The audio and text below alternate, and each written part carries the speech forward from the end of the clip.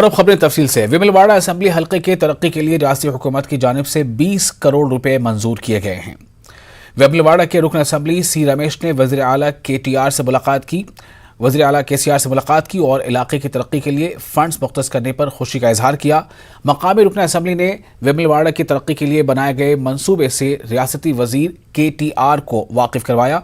KTR ने रुकन assembly को कई मशवरे दिए।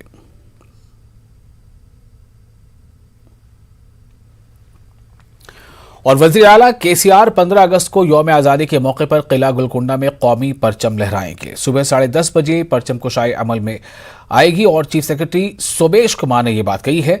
चीफ सेक्रेटरी ने इस सिलसिले में मुख्तलिफ महकमों के अहदेदारों के साथ जायजा इजलास मुनक़िद किया। महकमा पुलिस को सिक्योरिटी के वसीतर बंदोबस्त करने के अहकाम जारी किए गए हैं। इस इजलास में मुख्तलिफ महकमों के आला अहदेदारों के अलावा पुलिस के आला अहदेदार भी मौजूद थे। और ओलंपिक में ब्रॉन्ज मेडल हासिल करने वाली बैडमिंटन खिलाड़ी पीवी सिंधु को हैदराबाद पुलिस की जानिब से तहनीत पेश की गई।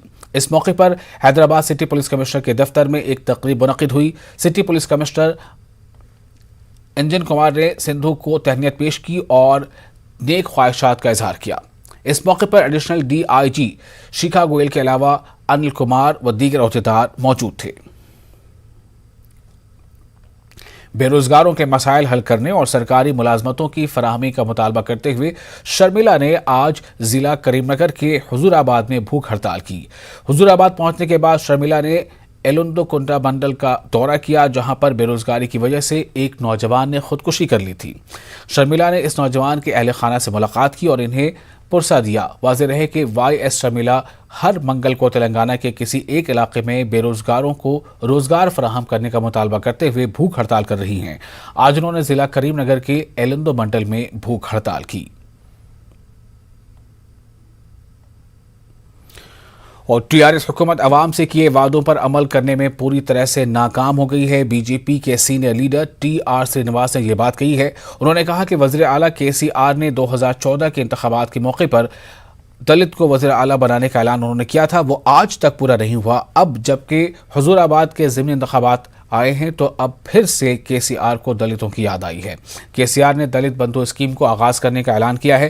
उन्होंने कहा कि TRS हुकूमत को आवाम से नहीं वोटों से दिलचस्पी है। जहाँ तक मैं माननीय KCR जी के वादे और उनके जो इरादे हैं 2014 से देख रहा हूँ, उनका सबसे पहला जो वादा था कि दलित मुख्यमंत्री बनाएंगे 2014 में अगर TRS पावर में आई।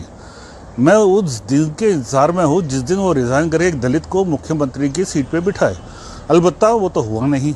अब हुजूराबाद का जो सीट है, अब उनको ऐसा लगा कि भाई एटला राजेंद्र जी बहुत प्रभावशाली कैंडिडेट हैं जो भारतीय जनता पार्टी जो हमारे ज्वाइन कर चुके हैं। अब उनको बीट करने के लिए कोई ना कोई उनको मंत्र तंत्र कुछ करना पड़ेगा उनको। अब दलित बंधु स्कीम लेके आए हैं। अब देखा जाएगा कि ये कहाँ तक जनता जो हुजूराबाद की है वो उनको आशीर्वाद देगी या ये वोट हमको मिलेगा।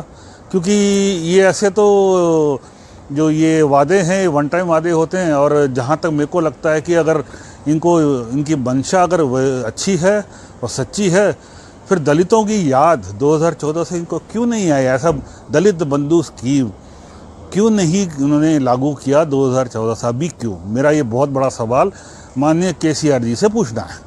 देखिए, जब सेकेंड वेव स्टार्ट हो रहा था तब हर पार्टी जहाँ जहाँ चुनाव हो रहे थे वहाँ प्रचार कर रही थी। लगा थोड़ा सा हर जगह से थोड़ा चूक हुआ है, वो मैं मानता हूँ। मगर इस बार तो BJP हमारी जो पार्टी है पूरी तरह ख्याल रख रही है ताकि सोशल डिस्टेंसिंग जितना मिनिमम हो, लोग वो जुलूस में जाएं और जितना हो सके कॉन्टैक्टलेस जो कहते हैं वो प्रचार करें। और अब बात कोरोना केसेस की। तेलंगाना में कोरोना वायरस के 453 नए केसेस दर्ज किए गए हैं और पिछले 24 घंटों के दौरान रियासत भर में 80,000 से ज्यादा अफराद का कोरोना टेस्ट किया गया है, जिसमें से 453 अफराद कोरोना से मुतासिर पाए गए। वहीं कल रियासत भर में कोरोना से 3 मरीजों की मौत हो चुकी है। ग्रेटर हैदराबाद के हदूद में सबसे ज्यादा 68 नए केसेस सामने आए हैं। करीमनगर जिले में 43, वारंगल में 36 केस दर्ज हुए हैं। इसी तरह वकाराबाद, नारायणपेट, आसिफाबाद जिले में एक भी केस दर्ज नहीं हुआ।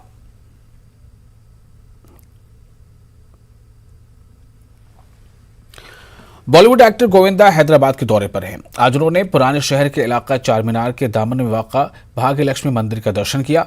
गोविंदा अपनी बीवी और बच्चों के साथ मंदिर के दर्शन किए और गोविंदा के दौरे के पेश नज़र चार मीनार के इलाके में सिक्योरिटी के वसी तरह बंदोबस्त किए गए थे।